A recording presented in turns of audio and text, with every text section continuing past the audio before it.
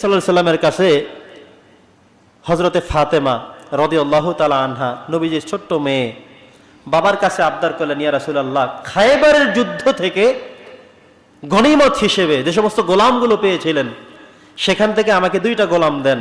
কি কারণ? আমি দিনের কাজ করতে করতে, আপনার নাতি হাসান হোসাইনের খেদমত করতে করতে আমার হাতের মধ্যে অনেক দাগ পড়ে গেছে, অনেক কষ্ট হচ্ছে আমার।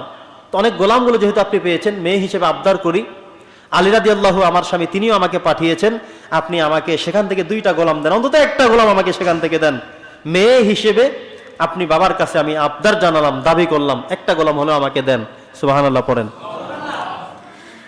দয়ার নবী, মায়ার নবী বললেন, হে আমার ফাতেমা, আমি কি তোমার থেকে, তোমার কাছে এর থেকে উত্তম কিছু দেব না, এর থেকে বেশি কিছু কল্যাণকর কিছু দেব না? তুমি তো ছোট্ট একটা জিনিস চেয়েছো।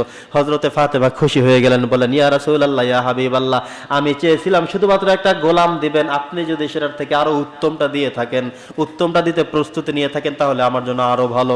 সুবহানাল্লাহ। এবার নবীজি বলেন, এখানে আসো, বসো, তুমি ঘুমাও না প্রতিনিয়ত? বলে, হ্যাঁ অবশ্যই ঘুমাই। নবীজি বললেন, রাত্রিবেলা যখন ঘুমোতে যাবে তুমি 33 বার সুবহানাল্লাহ পড়বে, 33 বার আলহামদুলিল্লাহ পড়বে, 33 বার আল্লাহু আকবার পড়বে, একবার লা ইলাহা ইল্লাল্লাহ ওয়াল্লাহু আকবার ওয়ালিল্লাহিল হামদ। এই তাসবিহটা তুমি পড়ে তারপরে ঘুমাবে। এমন শক্তি আল্লাহ তাআলা তোমাকে দিয়ে দিবেন, জীবনে মরা পর্যন্ত তোমার কারো কোনো হেল্প করার প্রয়োজন হবে না। সুবহানাল্লাহ। কেউ যে সাহায্য করা লাগবে, সহযোগিতা করা লাগবে, কখনো দরকার হবে না। মাঝে মধ্যে এমন হয় না, অনেক মুরব্বীরা লাঠি নিয়ে হাঁটেন, এমন হয় না যে আপনার অ্যাক্সিডেন্ট করে পা ভেঙে গিয়েছে, স্ত্রীর দ্বারস্থ হতে হচ্ছে, মা আপনার সেবা করে দিচ্ছে, বোন আপনার সেবা করছে, সন্তান আপনাকে নিয়ে কাঁধে করে বেড়াচ্ছে, আর শুধু আপনাকে অভিশাপ দিচ্ছে, এমন হয় না? যদি আপনি মনে করেন যে মৃত্যুবরণ করা পর্যন্ত আপনি সমহিমা উজ্জীবিত থাকবেন, নিজের কাজ নিয়ে সম্পাদন করতে পারেন, কারো উপরে দ্বারস্থ হবেন না, কারো হেল্প আপনার প্রয়োজন হবে না, আপনি ইন্তেকাল করা পর্যন্ত ছেলেদের কামাই খাওয়ার প্রয়োজন হবে না, নিজেরটা নিজেই চলতে পারবেন, নিজের পায়ে নিজে দাঁড়াতে পারবেন, এমন যদি হয়ে থাকে তাহলে সিদ্ধান্ত নিয়ে আজকে থেকে প্রত্যেক ঘুমের পূর্বে আপনি এই তাসবিহে ফাতিমিটি পাঠ করতে থাকুন। আল্লাহ তাআলা মৃত্যুবরণ করা পর্যন্ত আপনাকে সমহিমা উজ্জীবিত করে রাখবেন। সুবহানাল্লাহ।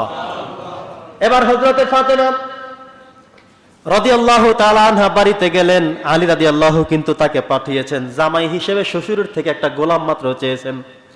এবার হযরতে ফাতেমা বাড়িতে গিয়ে খুশি। হযরতে আলী দৌড়ে আসলেন, বলেন, ফাতেমা, মনে হয় তোমাকে খুশি দেখাচ্ছে, খুশির কোনো খবর আছে কিনা? বলে, হ্যাঁ অবশ্যই আছে। বলে, কি দিয়েছে?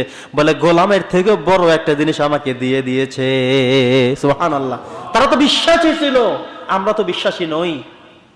আলী রাদিয়াল্লাহু খুশি হয়ে গেলেন যে আমার রাসূল যদি তার থেকে বড়টা দিয়ে থাকে, কি সে বলছে, দ্রুত আমাকেও সেটা তুমি বলো।